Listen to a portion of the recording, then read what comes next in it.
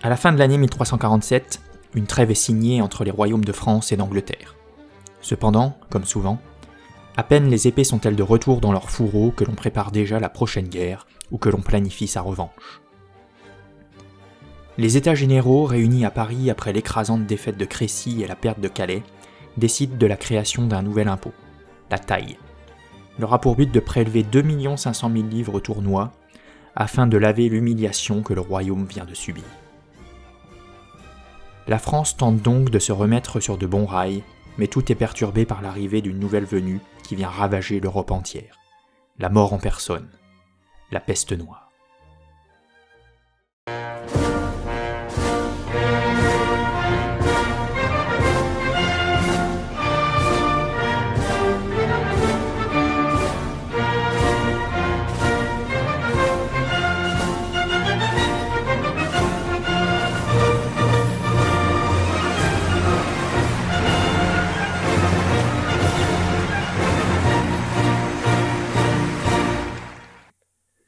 À la conquête de l'histoire. La grande peste noire du Moyen-Âge. Au Moyen-Âge, la mort fait partie du quotidien des hommes, que ce soit la mortalité infantile qui est très élevée, les blessures dont on se remet rarement totalement, les infections qui se transforment rapidement en gangrène, ou encore la grippe qui est souvent mortelle. La mort est partout. Contrairement aux idées reçues, on se lave au Moyen-Âge. Pas autant qu'aujourd'hui, bien évidemment, mais on est très loin de la crasse camouflée sous les perruques et les parfums du grand siècle de Louis XIV. À l'époque médiévale, peu importe la classe sociale, enfant ou adulte, on meurt de la rougeole, de la petite vérole et de la coqueluche. Chaque verre d'eau peut exposer celui qui le boit à la typhoïde, chaque morceau de viande mal cuit peut transmettre un parasite qui sera potentiellement mortel. On meurt d'une pneumonie aussi bien que d'une bronchite. Par ailleurs, la promiscuité dans laquelle les habitants, jeunes et vieux, s'entassent dans les pièces de vie de leur chaumière, aussi bien en ville qu'à la campagne, entraîne une propagation rapide à toute la maisonnée en cas de maladie. Si on ne connaît encore ni les virus ni les bactéries, on est conscient du risque de contagion, mais les malades ne sont que très rarement isolés des personnes saines. La seule maladie qui régresse à cette époque est la lèpre.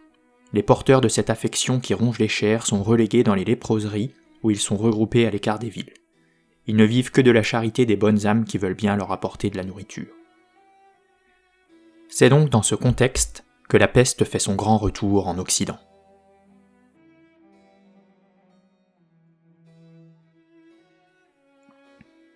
La bactérie responsable de cette effroyable maladie est le bacille Yersinia pestis, découvert au XIXe siècle par le franco-suisse Alexandre Yersin, qui fut un élève de Louis Pasteur. La peste provient des rongeurs et petits mammifères comme les écureuils, les marmottes, mais surtout les rats qui seront les principaux vecteurs dans les villes surpeuplées du royaume.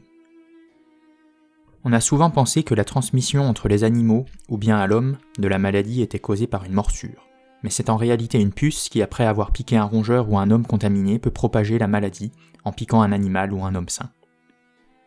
Cette transmission via une morsure de puce donnera lieu à la forme la plus courante de la maladie, la peste bubonique. Quelques jours après avoir été contaminée, la personne touchée souffre de fièvre, maux de tête, convulsions, diarrhée, vomissements, et des bubons apparaissent au niveau des ganglions sur les cuisses, sous les bras ou dans le cou. Ces bubons sont d'ailleurs largement représentés dans les illustrations de l'époque. Cette forme de la peste est mortelle dans environ 50% des cas, mais comme on l'a vu, elle se transmet rarement d'un humain à un autre directement. En revanche, si la maladie atteint les poumons, elle peut se transmettre d'une personne à l'autre par l'intermédiaire d'un crachat ou de la toux. On parle alors de la peste pulmonaire ou de peste pneumonique. Cette forme de peste est encore plus violente que la peste bubonique, puisque seulement quelques heures après la contamination, les maux de tête et la fièvre sont déjà présents, et c'est la mort assurée dans la totalité des cas dans les 2 jours qui suivent. La peste pneumonique est 10 fois plus contagieuse, elle se transmet par l'air et on l'attrape simplement en respirant. La population regarde donc fébrilement les girouettes qui trônent au sommet du clocher des églises. Si le vent souffle en provenance de contrées contaminées, la mort ne saurait tarder à arriver sur son palier. Absente du royaume de France depuis 6 ou 7 siècles, la mort noire revient en Europe de l'Ouest à la fin de l'année 1347. Provenant d'Asie centrale où elle est endémique, elle se propage le long de la Volga avant d'atteindre la Crimée, et particulièrement la ville de Kaffa, où se trouve un comptoir de marchands génois. À partir de là, tout devient rapidement hors de contrôle, puisqu'en quelques mois, ce sont tous les grands ports de la Méditerranée qui sont touchés quasi simultanément, puis le mal se propage alors le long des axes commerciaux. Comme une vague inarrêtable, la peste se propage de ville en ville. En janvier 1348, Montpellier est touché. En mars, c'est la cité des papes, Avignon. En juillet, la Bretagne, le Poitou et la Normandie sont touchés. En août, elle atteint la capitale, avant de finalement atteindre la Champagne à l'est pendant l'hiver. Inexorable, inarrêtable, la maladie progresse. On sait les ravages qu'elle cause dans les régions touchées, et quelques semaines à l'avance, on voit la mort se rapprocher lentement mais sûrement de sa demeure. La panique s'empare des habitants, on se barricade, on hésite à déballer les marchandises venant des régions contaminées. Parents et amis n'existent plus, et tout lien social est rompu. De manière inexpliquée, certaines régions du Royaume de France ne sont pas ou peu touchées. C'est le cas par exemple du Béarn, du Hainaut et de Bruges, qui malgré son statut de grand centre d'échange européen sera épargné. Dans le reste du royaume, c'est la désolation la plus totale. Aussi bien dans les campagnes que dans les villes, les morts s'entassent dans des charniers et les communes doivent ouvrir fosse commune après fosse commune. Toutes les couches de la population sont touchées, et si les plus riches qui parviennent à se rendre dans des manoirs ou des propriétés éloignées de tout et disposant de suffisamment de provisions meurent moins, il y a néanmoins de grands personnages du royaume qui succombent à la peste noire. De manière générale, les villes, où les habitants sont entassés et sont les plus touchés. Les rats noirs qui pullulent dans les villes sont vecteurs de la maladie, tandis qu'à la campagne, c'est l'homme qui est le principal responsable de la transmission de la peste. Dans certains endroits, 90% de la population disparaît, et certaines petites bourgades sont tout simplement rayées de la carte. Au total, c'est entre un tiers et la moitié de la population qui disparaît lors de cette effroyable épidémie. Et si au bout de quelques années la peste s'éteint d'elle-même, on verra des résurgences plus ou moins meurtrières jusqu'à la fin du XIXe siècle. Face à cette épidémie, on essaye comme souvent de trouver des causes, mais surtout des coupables. Ce sont soit les mendiants, soit les juifs qui sont rendus responsables de la pestilence qui fait tant de morts. À Narbonne, les mendiants sont exécutés, tandis que dans certaines villes du royaume, les juifs sont chassés. Et même si certains chrétiens font remarquer que les communautés israélites sont tout autant touchées que les autres, les juifs connaissent quelques semaines de terreur. Le pape Clément VI, soucieux de protéger la communauté juive du comtat venessin, lance le 4 juillet 1438 l'excommunication contre quiconque molestera un juif. Si dans le royaume de France les exactions à l'encontre des juifs sont relativement limitées, ce n'est pas le cas dans les terres du Saint-Empire germanique. En Alsace par exemple, les juifs sont systématiquement massacrés alors que la peste n'a pas encore frappé la région. Les représentants des villes impériales se réunissent à Bellenfeld, et la décision est officiellement prise d'anéantir les communautés israélites qui seront envoyées sur le bûcher. Massacre ou non, le mal progresse, et les villes essaient de recruter le plus de médecins possible. Certains, enfin ceux qui survivront, se verront d'ailleurs accorder des contrats énormes. De son côté, le roi de France, Philippe VI, charge la faculté de médecine de réaliser une étude systématique de la maladie. Causes, symptômes, dissection des morts, c'est une étude complète qui est faite par les savants français. Et si aucun réel remède n'est trouvé, des recommandations sur la nourriture sont émises ainsi que sur la diététique et l'hygiène. Certains se tournent donc vers les médecins qui, à défaut de pouvoir guérir ou prévenir la maladie, peuvent, outre les traitements habituels à base de sangsues ou de saignées, fournir aux habitants de nombreuses potions, pilules ou remèdes qui, s'ils ne protègent de rien, ont au moins le mérite de rassurer et de donner de l'espoir à la population.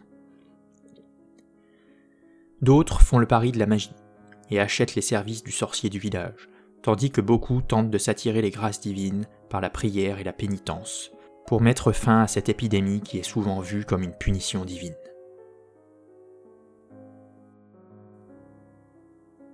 C'est à ce moment qu'on voit se former des groupes qui se nomment les batteurs, et qu'on appellera plus tard les flagellants.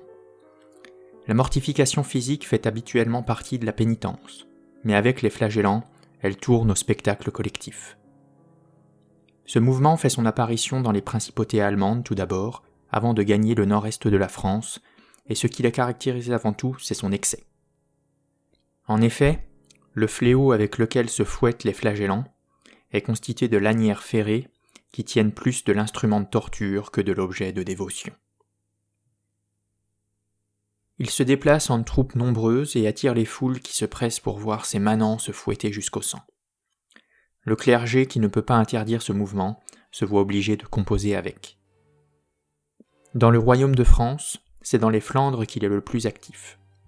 Mais il se répand progressivement jusqu'en Champagne, en Île-de-France, et même jusqu'à la demeure du pape, en Avignon. Progressivement, le mouvement commence à perturber l'ordre d'un royaume fragile et frappé de plein fouet par la peste noire. De plus, il flirte de plus en plus avec l'hérésie. Ils prétendent en effet avoir reçu une lettre de Dieu, comparent le sang qui coule de leurs blessures au sang du Christ, accumulent de nouvelles superstitions et appellent ouvertement au massacre des Juifs. C'en est trop pour le pape Clément VI, qui n'a pas sauvé les Israélites du comte Avenessin pour laisser égorger les autres sans réagir. Le pape déclare « On ne contraint pas Dieu en poussant des hurlements », mais aussi que la flagellation avec des lanières ferrées conduit à l'hérésie. Le pape casse donc le mouvement et ordonne à l'Inquisition de poursuivre ceux qui refusent de se soumettre. Ce sont les frères dominicains qui se chargeront de la besogne. Quelques flagellants passeront sur le bûcher pour la forme, mais une fois l'épidémie passée, le mouvement meurt de lui-même et la plupart rejoignent leur village. Ce mouvement aura néanmoins permis de voir éclore, une fois l'épidémie passée, des groupes laïques d'entraide sociale et de charité qui viendront en aide aux plus démunis, soigneront les malades et prieront pour l'âme des morts.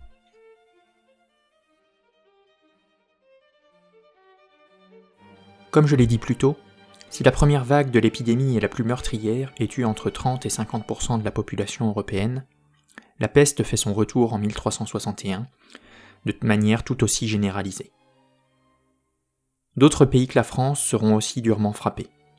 Par exemple, l'Angleterre, qui a déjà vu sa population décimée par la première vague, perdra un quart de sa population pendant la deuxième. La reprise démographique est ruinée par cette seconde vague qui vient décimer les jeunes adultes qui sont parvenus à échapper à la faucheuse lors de la première épidémie. Les habitants d'Europe devront donc apprendre à vivre avec la peste, qui fera des retours plus localisés pendant près de 150 ans, souvent après des années de famine. La maladie ne disparaîtra réellement du continent qu'au XIXe siècle. Suite à cette véritable purge démographique, une crise économique frappe le royaume de France. La population diminue, mais le royaume a besoin d'autant, sinon plus d'argent pour faire face aux dépenses causées par l'épidémie. La pression fiscale sur les survivants augmente donc énormément et devient intenable dans les régions les plus touchées. Par ailleurs, avec une baisse si importante de la population, la main-d'œuvre a diminué drastiquement, mais la demande en produits de luxe, en fortifications ou en armure n'a pas changé. Les artisans survivants sont donc très demandés, et les prix flambent, pour l'artisanat mais aussi pour les produits agricoles. Les villes dépeuplées attirent de nouveaux venus, qui prennent la place laissée par les morts, ce qui vide les campagnes et diminue donc la production agricole.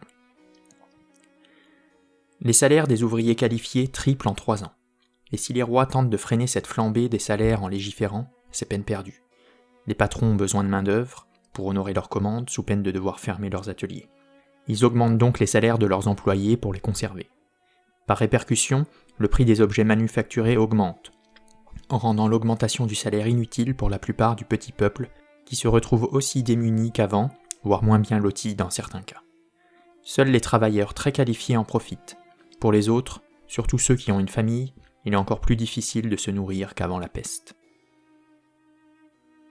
D'autre part, en réaction à cette foule de nouveaux arrivants en ville, les corporations d'artisans décident de restreindre le droit d'exercer certains métiers, ce qui brisera le dynamisme de l'artisanat urbain et ralentira pour un temps les évolutions technologiques.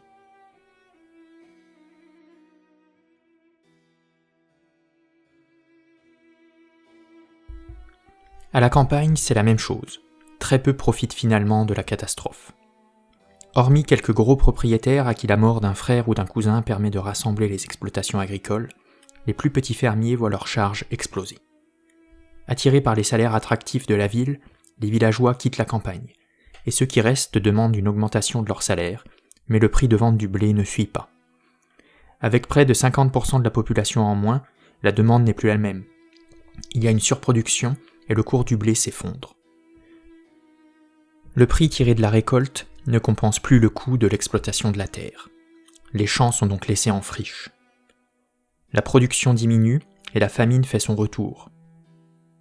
On imagine aisément les ravages qu'elle peut faire dans un royaume qui vient de subir de plein fouet la peste noire. Pour faire face à ce manque de main-d'œuvre, on assiste néanmoins à une amélioration du matériel utilisé par les cultivateurs et à une diversification des activités agricoles. La culture des céréales laisse place dans certaines régions à l'élevage qui est bien moins demandeur en main-d'œuvre.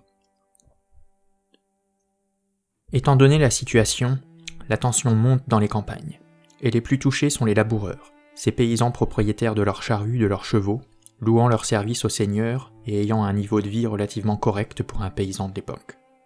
Après la pandémie, ils ont moins de travail, le prix du fer à cheval et du soc de la charrue explose, ils se retrouvent donc au même niveau que les plus pauvres qui exploitent difficilement un minuscule lopin de terre qui parvient à peine à leur fournir de quoi manger.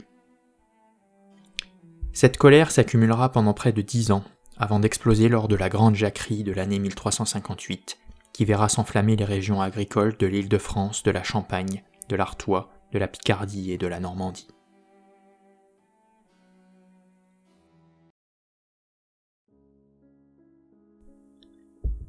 La guerre de 100 ans, qui a connu une pause éphémère pendant cette première vague de peste, reprendra rapidement et n'arrangera rien à l'affaire des paysans qui sont souvent les victimes des chevauchées anglaises ou bien des compagnies de mercenaires qui ravageront les campagnes. Ces chevauchées, au-delà des pertes humaines infligées, brûlent les champs et pillent ou détruisent les réserves utilisées pour les semis de l'année suivante. Une chevauchée anglaise, c'est donc au moins une année de disette supplémentaire, souvent 2 ou 3. Un moulin démoli, c'est toute l'économie de la région qui est paralysée. Un pont détruit ou un bateau coulé dans un canal, et tous les échanges sont au point mort. On hésite à reconstruire ce qui a été détruit par peur de le voir abattu dans les semaines ou les mois qui viennent par des soldats ou des mercenaires désœuvrés. Tout espoir de voir l'économie rurale se reconstruire rapidement est donc perdu, ce qui jette sur les routes un grand nombre de personnes attirées par les promesses de la ville. Les vagues successives de peste feront des ravages dans les rangs de ces néo-citadins. Vous l'aurez compris. Famine, peste, guerre.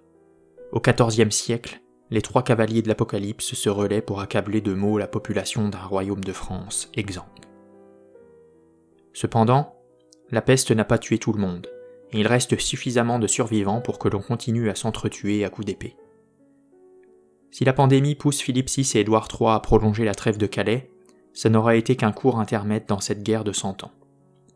Bientôt, le combat va reprendre entre les deux ennemis, pour le plus grand malheur de la France qui va subir une nouvelle défaite désastreuse lors de la bataille de Poitiers.